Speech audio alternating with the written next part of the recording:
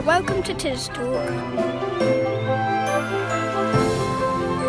TisTalk is a community podcast from Tisbury, Wiltshire and surrounding villages. Welcome to TisTalk. I'm Mary Myers. Hello, I'm Anne Martin. And it's Monday the 30th of March.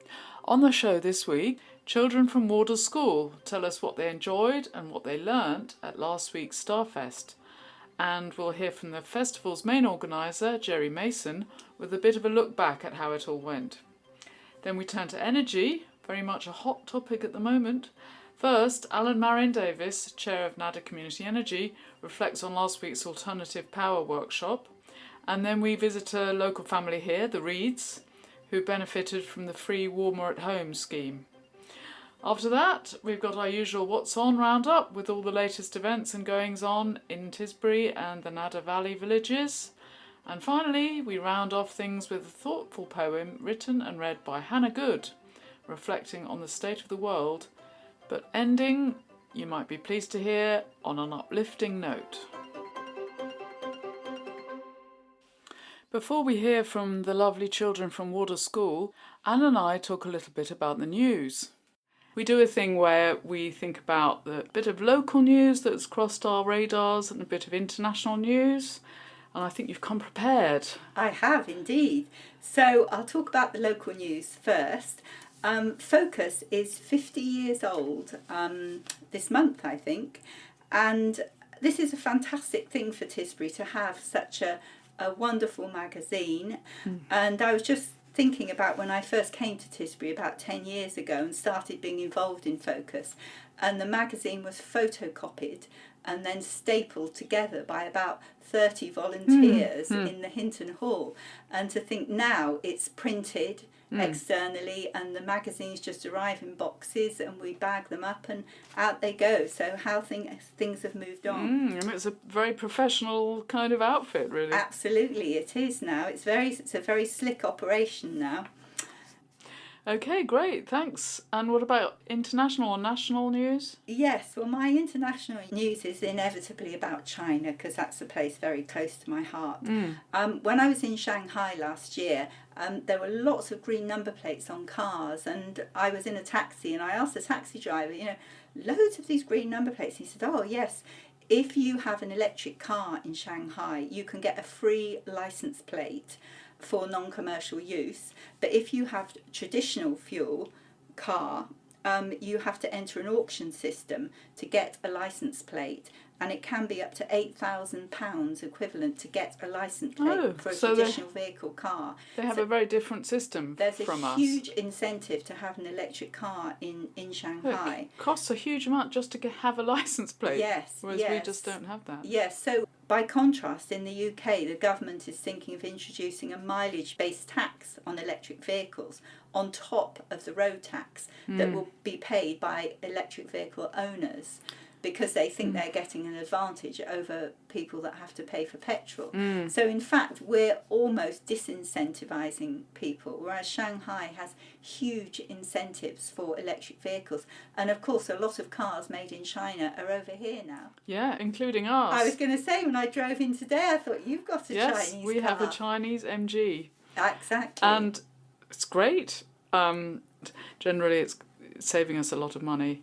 And, of course, saving the environment, so we feel a bit kind of virtuous. Yes, yeah. And shall I give you my little local news thing? Yes. Yeah, it's firstly a shout-out to Rosie Buck, who, with lots of volunteers from the gardening club, have created fantastic planters all over Tisbury, which are now blooming beautifully, aren't they? The colour combination of the tulips, those cream and those dark red tulips are just great, aren't they? Beautiful. And they're all over and up at the Nadder Centre as well as up the High Street and everywhere. So I just wanted to tell people what she told me, which is that she's no longer the chair of the gardening club, but that is now Gail Gibbs. They've had, of course, their spring fair this Saturday. But Rosie still continues in her role as the liaison between the parish council and the gardening club, but she stood down as the chair. So that's just a little bit of gardening news.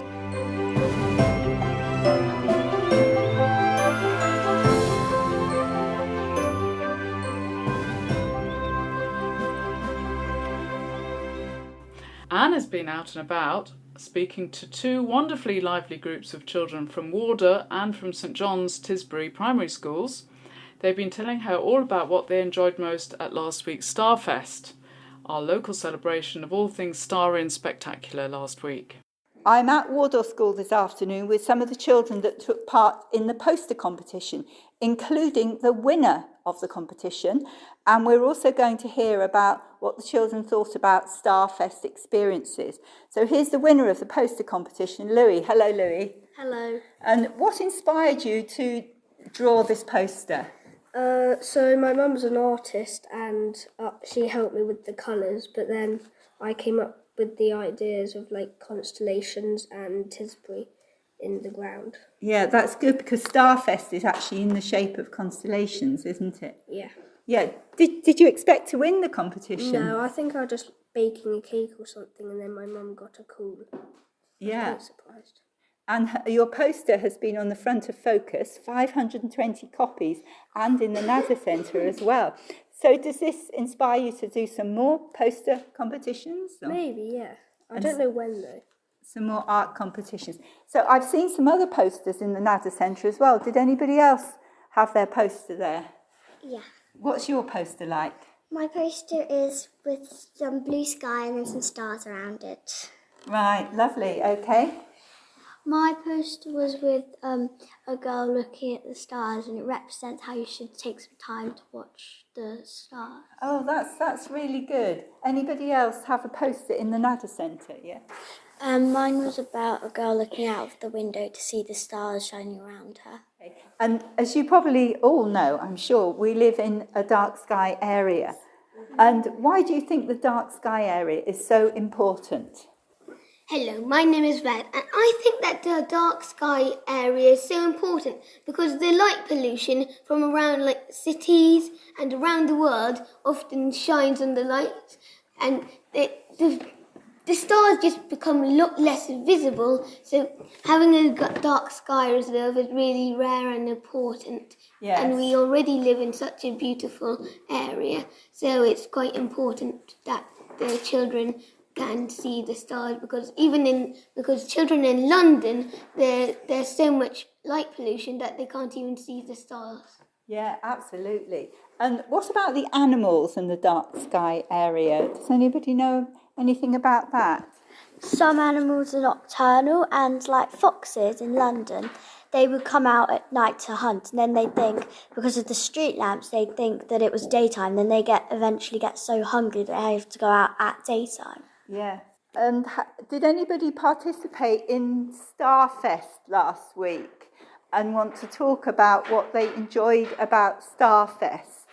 I'll come round to you. Hello. Hello, my name is Wallow, and I quite enjoyed the VR at the Starfest, even though it scared me quite a bit, and the planetarium, because you could see the constellations and what they were. Good. Anybody else? Yes? I enjoyed listening about the stories of how the stars were made. I particularly enjoyed the one with when a coyote took the stars and flung them up in the air. Oh, that's great. Yes, let's hear from someone else. And they told us how important the stars were so we can see them more, like the lights around them, we can't see them as well. Yes, we're very lucky here, aren't we? We don't sometimes realise how lucky we are. And I really enjoyed making stuff about the stars, like door hangers that had turn off the lights and don't pollute the air with lights, otherwise you won't be able to see the stars. That's right, yes. Yes? And you can, like, when you look up in the stars, you can, like, make shapes with them. That's right, you can. Right, I'll come round here, yes. I liked the bit where you could make rockets and then you blow into a straw thing and they fly up in the air. In the planetarium, he taught us how, like, I think it was the ancient Greeks, how they made pictures with them to remember them. Well, it's really important that we have a dark sky reserve for the insects around because often moths, they go around the light and because they are all confused, all the insects. When in the olden times there were bug splats, and now they have frequently disappeared for some reason. And also in big cities that have lots of lights, there are less insects and animals because lots of animals are nocturnal, so they're more in dark sky areas. I find it quite sad that people shine their lights at night and make animals go hunt in the morning instead, because animals, they matter as well. Yes, you're absolutely right.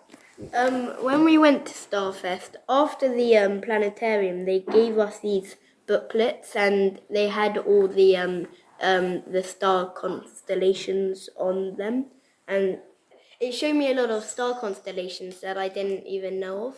Oh, that's great, yes, and you can use them when you look at the sky, yes. We saw a picture of the city of Hong Kong and at night, and the lights were so bright that you couldn't see any of the stars. I quite like the stories at the end of Starfest. They were really good and taught with care and precision. Oh, good.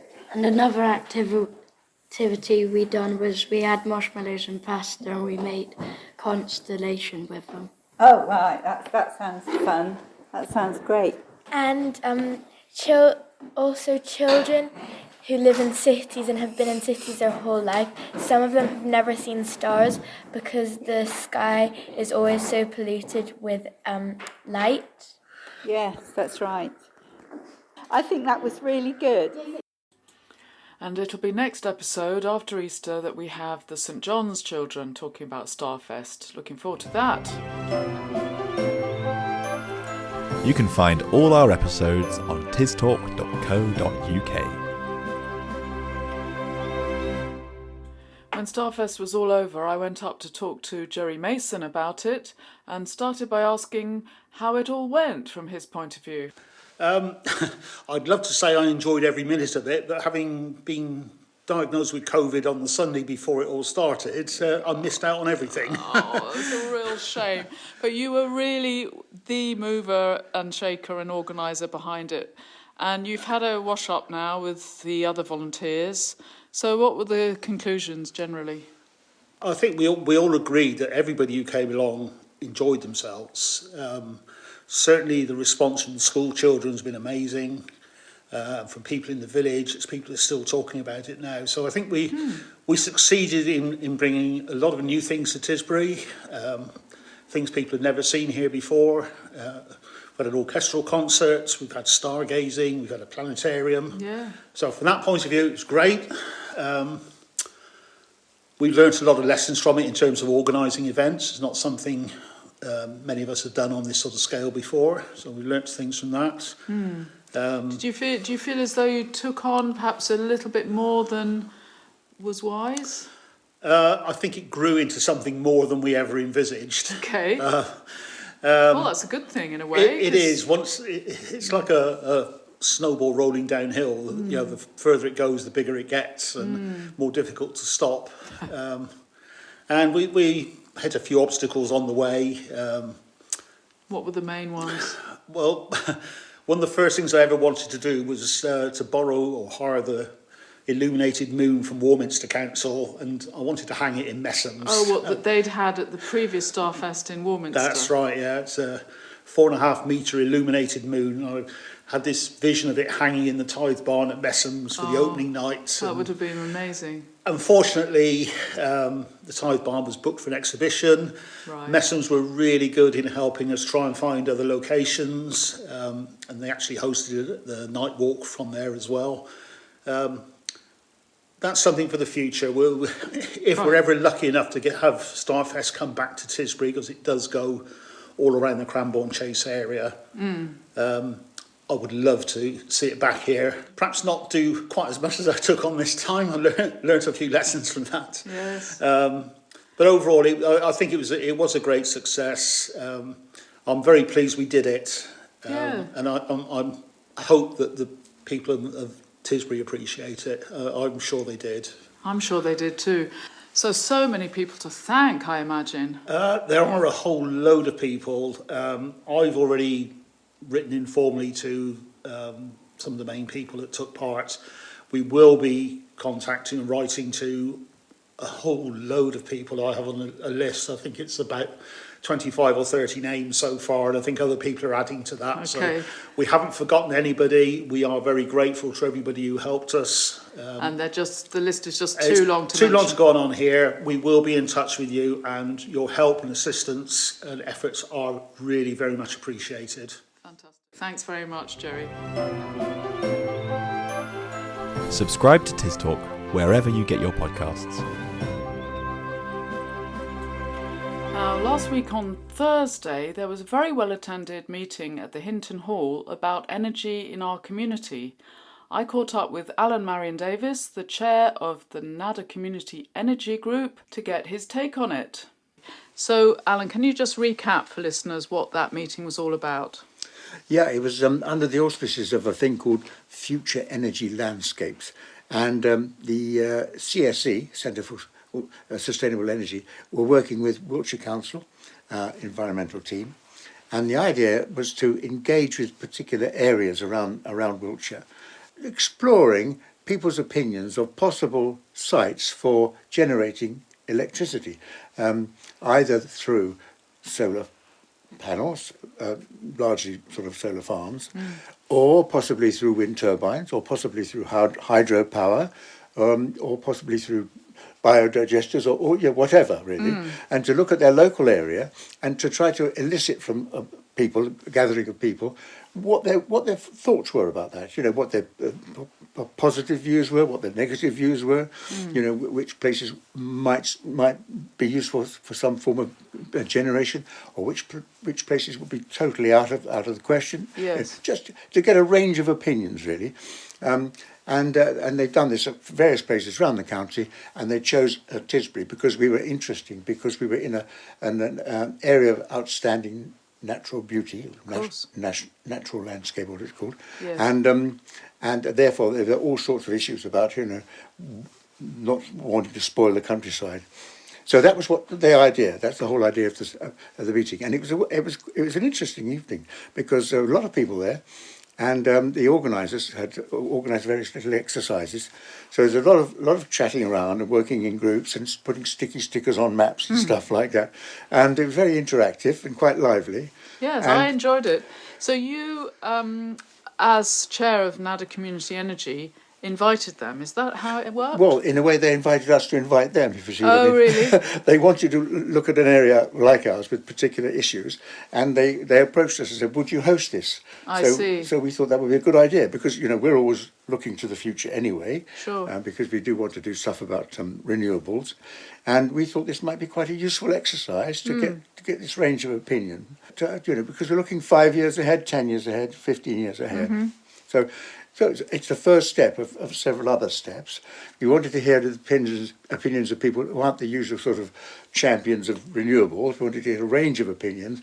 And the next one, I think, is likely to be a workshop involving young people. So, through an organisation maybe like Seeds for Success, for instance. Oh, that would be good. Yeah, so it's a series of these things over the next 12 months or so. There was certainly a range of opinions, some including people who are dead against alternative energy. But that's a good thing. That's what we want to hear. We want to hear what people think. And yes, there were some interesting ideas thrown up in the discussions after the various exercises. I thought it went rather well, really. I think one of the issues was that we only had a 2-hour slot, and there's an awful lot to discuss in 2 hours.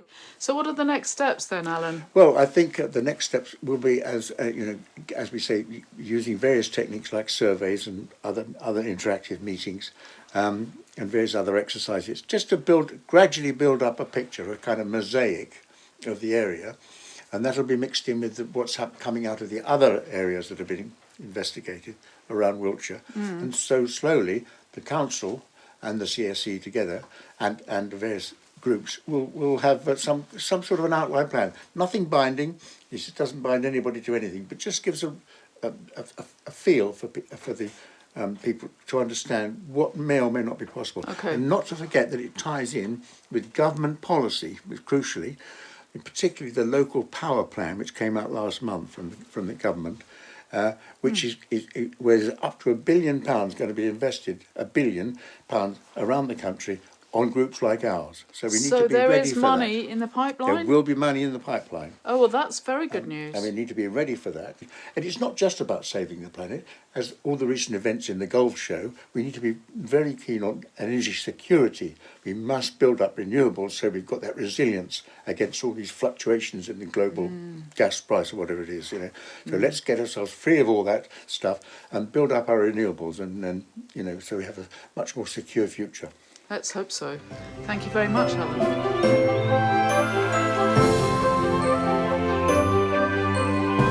Talking of energy, and also considering that it has got a bit colder recently, here's more on energy and warmer homes. I'm at the Reed's house up on Churchill Estate, and I'm here to find out more about the Warmer at Homes initiative. Is that right? No, Warmer at Home initiative. Run by Nadder Community Energy. Yeah. That's right. And we're here with Chris Walford and Steve Reed. So I'm going to talk to Chris first, because you're doing a bit of a follow-up visit to what you normally do, to assess a home. So the Warmer at Home scheme offers people around Tisbury and in the surrounding, along the Nadder Valley really, the opportunity to have a thermal heat survey free of charge. And I come along with a thermal camera and take thermal images, which I then later go away and analyse and present in a report with some recommendations.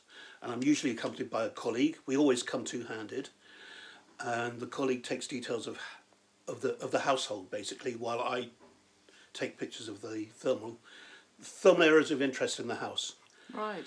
So I take thermal camera images, which show me the range of temperatures across the field of view of the camera, and that helps me identify sources of drafts, unexpected deviations in temperature, which are areas that we could do something about. And then in my report I suggest actions that people can take to improve their comfort, reduce their bills, and generally get control of their energy situation. And this is a free service? It's a free service, yeah. And it's all to ensure that people are a bit greener and a bit more comfortable at home? That's right. It's funded by Nadder Community Energy's Community Fund.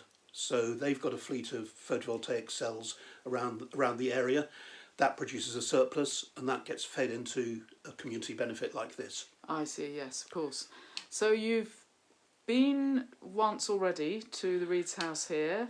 I came here in February 2025, and I did a thermal image survey then. Yeah. That pointed up various things that could be attended to, although basically it was pretty good here. Yes. We are quite nice and cosy and warm sitting in the sitting room here. Perhaps I can turn to you now, Steve. What was Chris's main recommendation?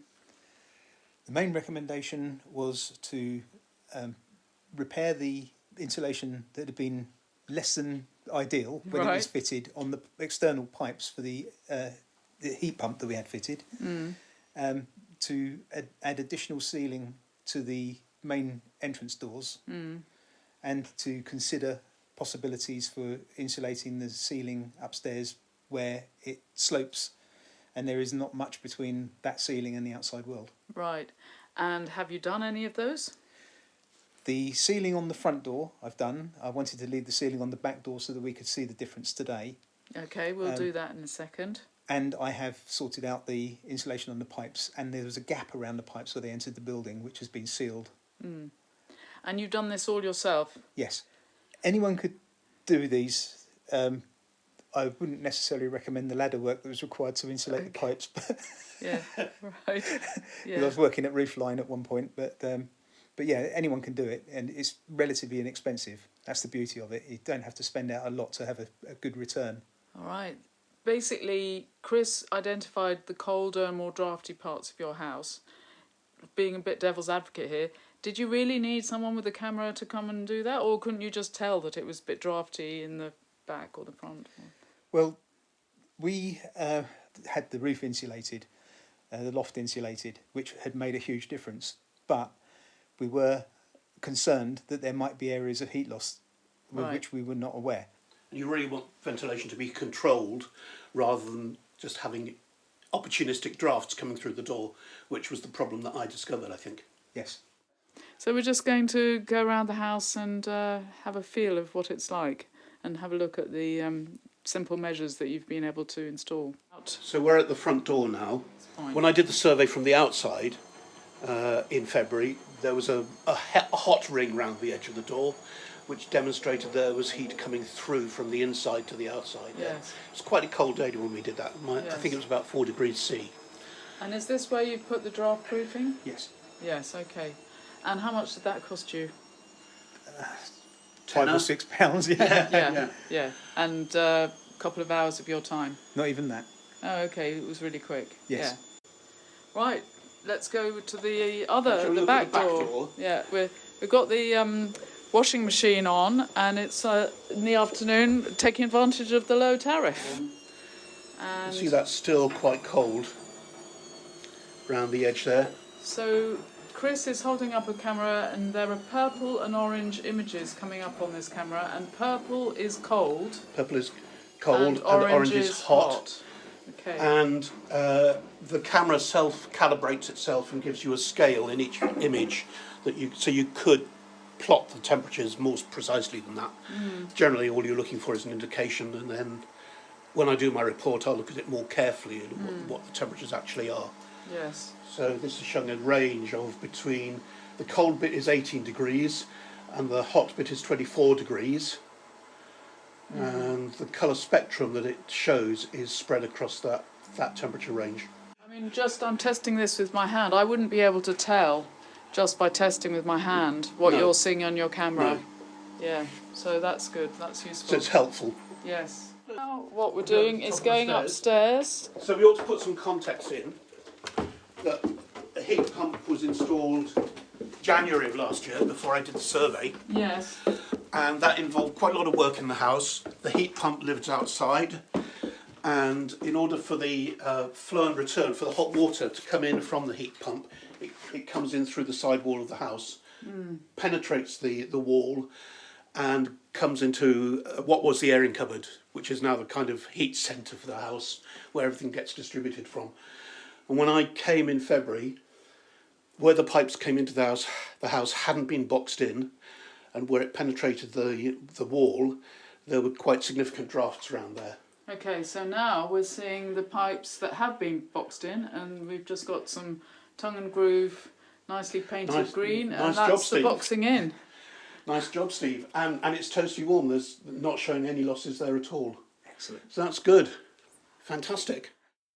Generally, what we're trying to do through this scheme, we're trying to reduce people's carbon footprint, reduce people's energy consumption, improve their comfort, and reduce their living costs. That's it in a nutshell, really, and that's what we're trying to do. Great. And just one last word of reassurance that you're not working for any particular company, you're not pushing any particular products. Absolutely right. I mean, one of the problems with the energy industry is that it's riddled with cowboys. We're not cowboys, we're independent, we don't have an axe to grind. I'm a qualified energy advisor. I've got quite a lot of experience in the field. I come and tell you how I find it, really. The things we suggest are usually low cost. Yes. And we don't provide funding for that, but we can point you in the right direction. Yeah, great. Maybe just one last word, Steve. Are you happy with the Warmer at Homes initiative? Very, yes. Thank you very much. So this is an absolutely free service paid for by Nadder Community Energy. Is there a kind of eligibility criteria? No, not at all, no. We'd like to direct it towards anybody in the community who, particularly those who are struggling to feel warm or struggling to pay their bills or generally want some advice about that. But it's open to everybody. Okay. Absolutely. Thank you very much. And if you'd like to get your house assessed to deal with drafts and cold spots and get some energy efficiency advice, to arrange an appointment, please ring 01747 870 279 or email admin@nadderce.org.uk. That's admin@nadderce.org.uk. This is TisTalk from Tisbury, Wiltshire. And now here's Christabel Watts back with the What's On listings.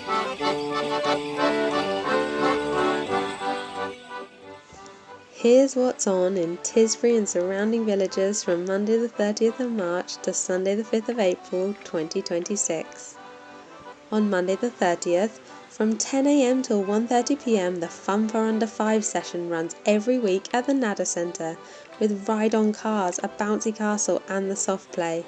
£3 for members and £4 for non-members. On Tuesday the 31st, there will be a Summer Leaves Gallery art class on the Songs of Spring, painting seasonal flowers, in East Noyle. All levels welcome. The cost is £125, including lunch and refreshments.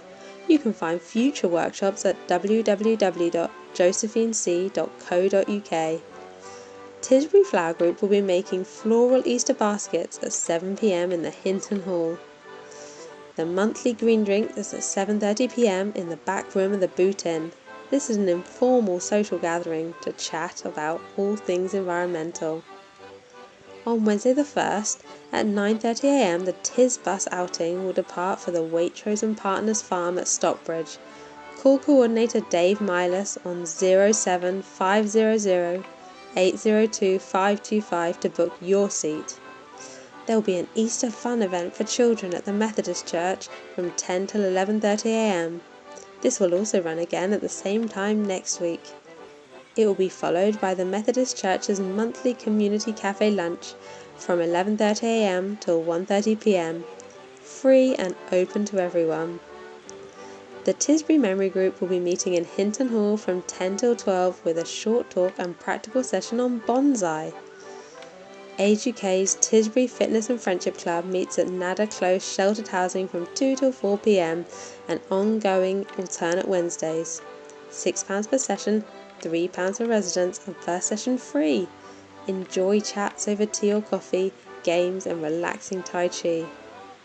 On Thursday the 2nd, at 7 p.m, the West Tisbury Parish Council meeting will take place in the Hinton Hall.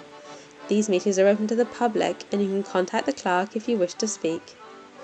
There is a weekly basketball pickup game from 5:30 till 7 p.m. at the Nadder Centre. Age 16 and above, no booking required, £5 per session, but it gets cheaper the more you play. Then on Friday the 3rd, there will be Good Friday and Easter Sunday services at St John's Church Tisbury, Tisbury Methodist Church and Sacred Heart Tisbury. On Saturday the 4th, the country market will be on at the Victoria Hall from 10 till 11 a.m. with a selection of local produce, from cakes and chutney to knitwear and greetings cards. On Sunday the 5th, from 10:45 a.m. till 1 p.m, the Oysters Coppice volunteer work session will continue footpath maintenance and scrub removal. Please register with Wiltshire Wildlife Trust if you want to attend.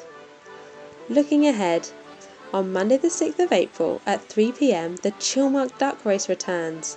Head to Chilmark Primary School to buy your ducks and enjoy delicious homemade cakes, ice creams, tea and coffee, a junk model boat race and design competition and prizes galore, all in aid of Chilmark Village Playground. On Tuesday the 7th, there will be an Exploring Architecture activity session for children aged 5 to 16 in Tisbury Library. Drop in between 10 a.m. and 12 p.m. On Thursday the 9th, a free CPR training and use of a defibrillator will run at 7:30 p.m. in Hindon Village Hall. And that's all for the What's On listings. Have a great week.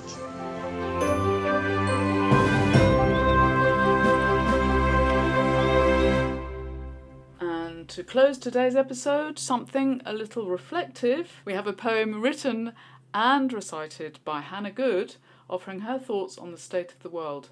It's thoughtful, honest, and I promise it's uplifting. It's not too depressing. Against fear. The sky has been throwing tears of frustration today, blowing and howling, horizontal leaf aeroplanes formation flying.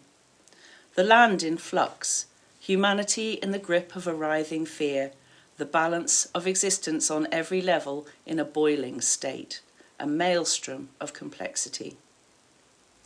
Hand held out and missing through misunderstanding, crusaders leading the charge of human control. This will be a constant until we as a race understand, connect with the land, selfishly eating our way through the blanket of life like moth.